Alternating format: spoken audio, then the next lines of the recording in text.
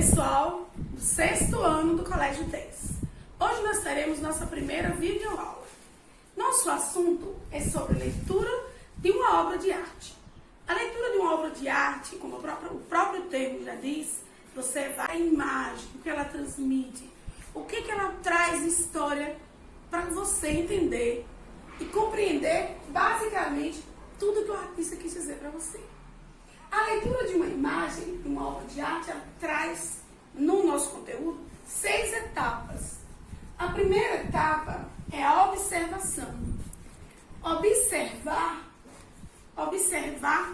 a imagem não é apenas vê-la, não é apenas olhar.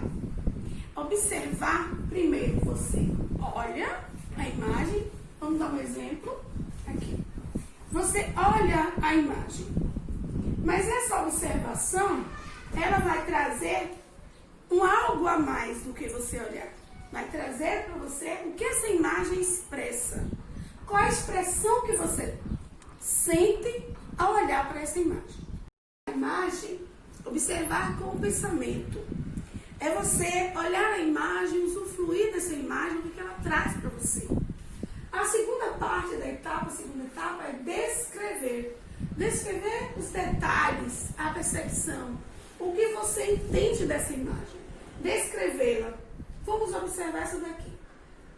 O coqueiro, a praia, o barco, como está o tempo, como está a água, se está forte, se está fraco. Essa observação é o que você, essa descrição é o que você está vendo na imagem. É relatar cuidadosamente o que você está vendo. No coqueiro, da água, do tempo, se está claro, se está escuro, quais as cores que ele utilizou. Essa é a descrição da imagem, né? Trazer o que é possível perceber na imagem. Análise, né? Analisando a imagem, você vai perceber na análise o seguinte: técnicas que o artista utilizou, os elementos que ele utiliza e os conhecimentos que você tem para observar nessa imagem, fazendo essa análise. Essa verificação, por exemplo, que técnicas que o artista utilizou nessa imagem aqui? Foi tinta guache, que é um tipo de técnica. Foi utilizar cores quentes para transmitir calor, transmitir a sensação do dia de sol, transmitir alegria, transmitir também a sensação de que esse lugar está caloroso, está prazeroso, está aí. Essa análise, ela também traz quais foram os elementos que o artista usou. E quais são os elementos? Os elementos nós vamos estar observando aqui. Os elementos formais, tipo cor, linha, forma e ponto. As cores, nós vamos estar analisando daqui a pouco, mas observando aqui esses elementos, o artista ao pintar, ele tem formas orgânicas e formas geométricas, também aqui uma forma geométrica, pontos, quando ele utiliza o pincel, dando pontos, e também utiliza a representação bidimensional e tridimensional. Nós vamos analisar cada um desses pontos daqui a pouquinho, para vocês entenderem um por um. Outra etapa é a interpretação. Interpretar uma imagem é dar a sua opinião pessoal. É o momento em que você expressa a sua sensação ao apreciar essa imagem. É a emoção que desperta você tem com a sua ideia dessa imagem. Outro ponto é fundamentar, trazer a sua fundamentação para a imagem. Que fundamentação é essa? O contexto histórico e social da imagem. Por exemplo, essa imagem aqui, ela tem o seu contexto histórico, como nas imagens que nós vamos estar observando, por exemplo, na página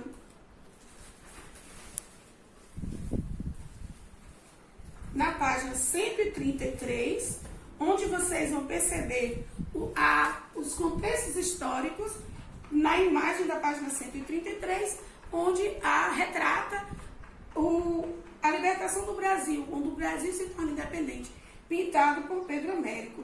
Essa pintura, ela traz o grito do Ipiranga, aqui, traz todo um contexto histórico, mostrando o que aconteceu naquele momento. E aí você vai poder perceber que esse contexto histórico fala da imagem, o que ela é, o que ela retrata, que momento da história ela retrata. Na sexta etapa, é a revelação da expressão, do estilo em que foi baseada e da criação. Um exemplo, a Mona Lisa. Ela é uma criação e ela traz um estilo, a expressão do artista, o estilo dele, a história que ele pesquisou, a criação de Leonardo da Vinci, e tudo que está ali baseado naquela obra, você pode perceber ao observar essa imagem. Segundo ponto, numa leitura de obra de arte, na história da obra de arte, você vai observar os gêneros, o gênero que aquela obra de arte pertence. Existem 4 gêneros globais, né? Que é a pintura histórica, o retrato, a paisagem e a natureza morta. No primeiro, a pintura histórica, ela se divide em várias outras situações, como por exemplo cenas religiosas, cenas mitológicas e cenas do cotidiano. Nas cenas religiosas, nós podemos perceber toda a história da religião em cada sociedade, a sua história religiosa mostrada a partir dessas pinturas. As cenas mitológicas tratam, né, dos seres mitológicos de cada sociedade. Um exemplo da nossa sociedade, o Saci Pererê, a Iara, né, e os outros personagens criados e que tomaram grandiosidade e fazem parte da nossa história. Na mitologia mais pintada no período renascentista e em outros períodos, a mitologia grega e romana são as que têm maior representatividade.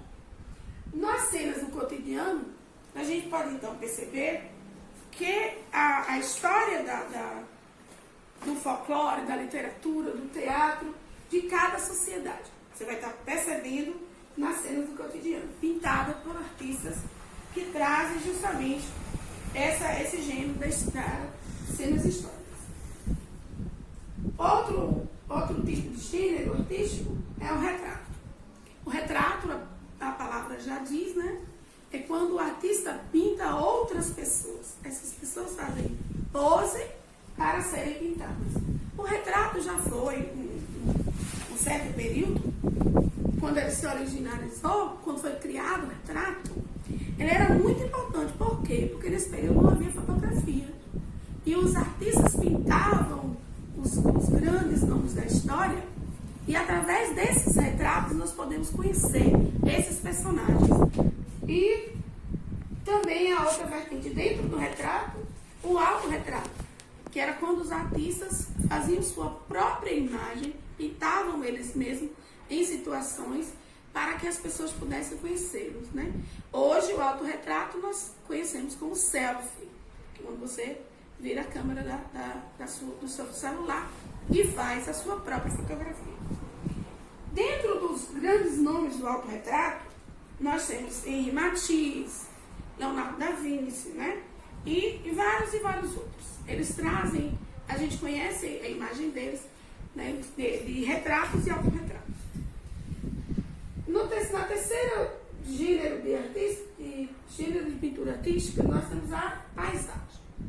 A paisagem, né, como eu posso mostrar aqui para vocês, essa paisagem, ela pode ser natural, quando você apresenta nessa imagem apenas produtos da natureza, a natureza como ela é.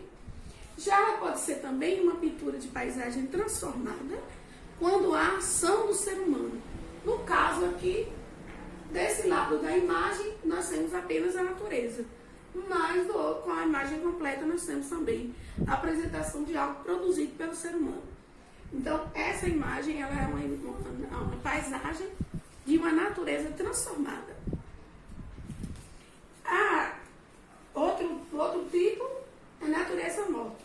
A natureza morta trata-se de um gênero, como a própria palavra já diz, é algo que não tem vida, né? Algo que não tem vida. Não é a natureza, não é assim uma queimada, não é uma pintura que o artista faz de produtos da natureza que ele retira para fazer essa pintura, que eram utilizadas para decorar as casas, cozinhas e salas no início, quando não havia ainda a fotografia. E um dos grandes nomes da pintura de natureza morta era Paul Cézanne. Ele traz, como nessa pintura aqui da página 135, grandes obras feitas para estarem nas salas, né, nas cozinhas dos castelos, das casas, no período de 1890, quando ele fez essa imagem aqui, nesse período. Dá uma pausinha aí. Continuando o nosso estudo, vamos analisar agora os elementos formais. Elementos formais porque eles são utilizados por um artista na sua produção. Quais são os elementos formais? Cor, linha, formas e pontos. A cor. Existem dois tipos de cor. Cor luz e cor pigmento. A cor luz é aquela que aparece a partir da luz. Um exemplo bem claro para você compreender mais fácil é o arco-íris. Aqui você tem um jato de água e a cor aparece a partir da luz. Há outro também, há um prisma, né, de um diamante, quando ele é atravessado por uma luz, aparece, né, o arco-íris. Outro tipo de cor é a cor pigmento. A cor pigmento é o que nós conhecemos como tinta, né? Os pigmentos que aparecem... Dá uma pausinha, deixa eu pegar ali. Outro tipo de cor é a cor pigmento, que é o que nós conhecemos como as tintas. Essa cor pigmento, essa tinta, ela pode ser natural, extraída da natureza, ou ela pode ser produzida, fabricada. A tinta natural, que é colhida, por exemplo, das folhas, né? O verde das folhas, o vermelho do urucum, entre outras. E a tinta são essas que nós temos no nosso dia a dia, né? A cor da cor do piloto, né? A tinta do piloto, a tinta que não é guache, acrílex e outras tintas. Nas cores, nós temos uma divisão, uma classificação. As cores primárias, secundárias e terciárias. Essa primeira divisão das cores, elas podem ser observadas aqui no círculo cromático. O círculo cromático traz no centro as cores primárias, que são consideradas cores puras. Por que puras? Porque elas não surgem da mistura de nenhuma cor. O amarelo é puro, você não consegue ele misturando nenhuma cor. O vermelho é puro e o azul também. Já as cores que surgem a partir da mistura dessas cores primárias, elas são chamadas de secundárias. Se você junta vermelho com amarelo, você vai ter o laranja. Se você junta o amarelo com azul, você vai ter o verde. Se você junta vermelho com azul, você vai ter o roxo. Essas três cores são chamadas de cores secundárias, secundas de segundo. Por que segundo? Porque elas surgem das primárias, que são as primeiras. Já as cores terciárias surgem da mistura da cor secundária com a cor primária. Um exemplo, se eu pego laranja e acrescento nela o vermelho, eu vou ter um laranja avermelhado. Se eu pego laranja e acrescento nela o amarelo, eu vou ter um laranja amarelado.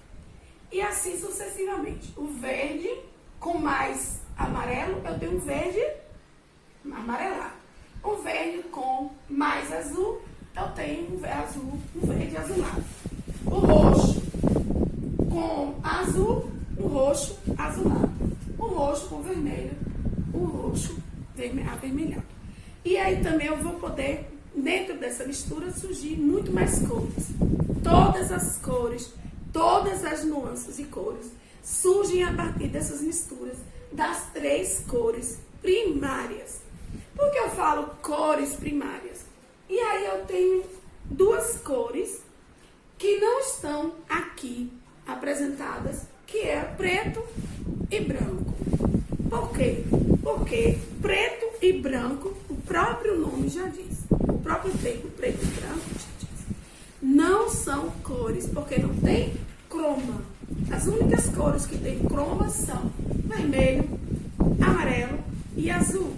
E a partir da mistura dessas 3, eu vou então ter todas as outras cores, né? E o preto e branco, eles trazem a seguinte função: clarear a cor e escurecer. Dizer que cor, preto e branco não é cor, são cores mais neutras, que não apresentam croma. Por exemplo, quando você vai imprimir alguma coisa, você diz colorido, é diferente do preto e branco. Só para você entender melhor. Utilizando, na escala monocromática, utilizando o branco, eu vou ter uma cor, a cor principal aqui no meio, que é o vermelho. Quanto mais branco eu for acrescentando nessa cor, mais clara ela vai ficar. Na escala monocromática, quanto mais preto eu vou acrescentando no vermelho, mais escura ela vai ficar. Já na escala policromática, eu vou ter então o colorido, que é a apresentação de todas as cores. Aqui eu coloquei apenas algumas para que vocês possam então compreender melhor. Pelo menos 20. Continuando o assunto das cores, nós vamos então estudar agora as cores quentes, frias, neutras e complementares. As cores quentes, a gente pode observar que o seguinte: as cores quentes, se a gente fizer uma divisão assim no círculo cromático, nós teremos desse lado de cima as cores quentes: vermelho, amarelo, laranja e todas as suas nuances de cores, inclusive o verde bem amarelado. Na parte de baixo, nós teremos as cores frias, que é verde, azul e roxo, e todas as suas nuances de cores. Nessas pinturas aqui, eu trago as cores quentes, as cores frias e as cores neutras. As cores neutras são as cores utilizando os tons mais pastéis. Ou seja, mesmo sendo o verde, observe que o verde está aqui, né, na cor fria, mas quando eu coloco nele um pouco mais de preto, quando eu trago ele aqui nessa imagem, ele está dando um tom pastel na pintura. Então as cores neutras são o cinza, os tons de marrom, o preto e o branco. Agora vamos. O significado das cores. As cores têm inúmeros significados, construídos socialmente, tanto positivos como negativos, associados à naturalidade e efetividade. Vejamos o seguinte: a cor, por exemplo, a cor branca, ela, em algumas civilizações, elas são tidas como pureza, como fertilidade, tranquilidade, calma e paz, né? Tanto que é utilizada como a bandeira da paz, é utilizada a cor branca. Em outras civilizações, em outras sociedades, ela é considerada a cor do luto. Então, o significado da cor vai depender da sociedade que está analisando essa cor, da sociedade que traz o significado dessa cor. Como, por exemplo, para nós aqui, o preto significa luto, né, na nossa sociedade. E já em outras outra sociedade significa o branco, que significa luto. O vermelho para um significa sangue, guerra, para outro significa paixão e amor. Então isso depende de quem está observando. Já no outro assunto, né, um outro elemento formal, as formas, elas podem ser apresentadas de forma orgânica ou de forma geométrica. Quais são as formas orgânicas? É a forma que ela é natural. Por exemplo, na forma de um corpo humano, é a forma orgânica. A forma de uma flor é orgânica. Já as formas geométricas, elas são mais simples de serem trabalhadas. Por quê? Porque elas têm uma quantidade, né? São os círculos, os triângulos, os quadrados, né? E inúmeras outras. A linha é uma sequência de pontos. Essa sequência de pontos, ela pode ter várias formas, né? E essas formas, elas podem ser apresentadas aqui na imagem, como tem aqui a atividade que vocês estão produzindo, na página 142. As linhas, elas têm uma funcionalidade dentro da pintura que faz com que o artista apresente seus sentimentos, apresente as sensações que ele quer transmitir na sua pintura. O ponto é o menor elemento de uma pintura. E um dos tempos da arte, chamado de pontilhismo, os artistas utilizavam os pontos e utilizavam cores para transmitir sensações, para trazer para essas imagens o que ele queria transmitir. Por exemplo, usando cor azul e amarelo, eles traziam a cor verde numa pintura. E o pontilhismo, né, foi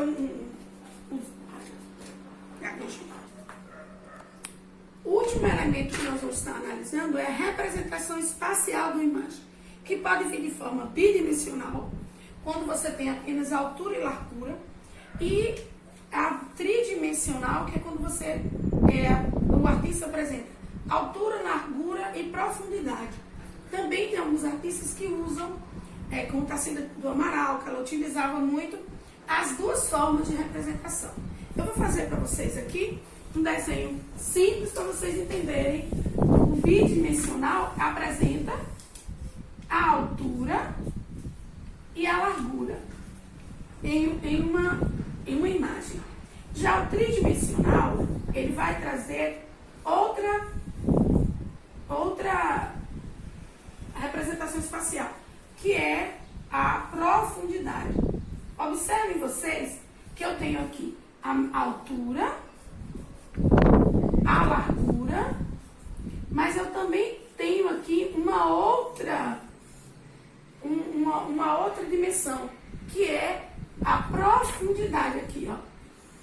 Eu trago aqui trago a profundidade. Como é que eu posso fazer para que você entenda melhor?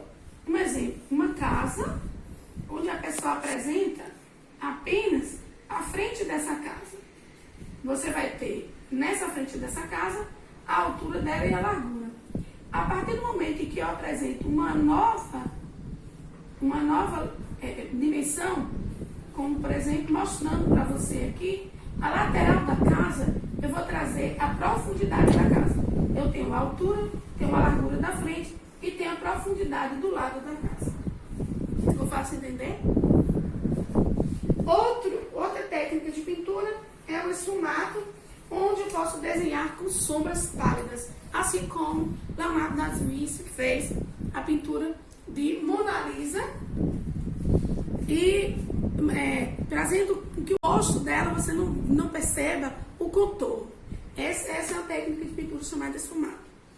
Na atividade que eu pedi para vocês, essa atividade, eu quero que vocês observem que ela é bem simples de ser produzida. Você vai pegar um rosto, né? Aqui o rosto que eu consegui foi esse aqui, do gatinho. E você vai produzir essa imagem. Aqui o tigre. E vocês vão... aqui eu produzi essa imagem partindo de linhas, figuras. Eu produzi aqui o restante da imagem com linhas, curvas, né? Formas e que vocês vão estar utilizando, figuras, formas orgânicas e formas geométricas. Fiquem à vontade, faça a sua produção. Também pedi para vocês fazerem essas escalas, que vocês podem estar utilizando tinta e podem também estar utilizando os lápis de cor de vocês. Um beijo, até a próxima.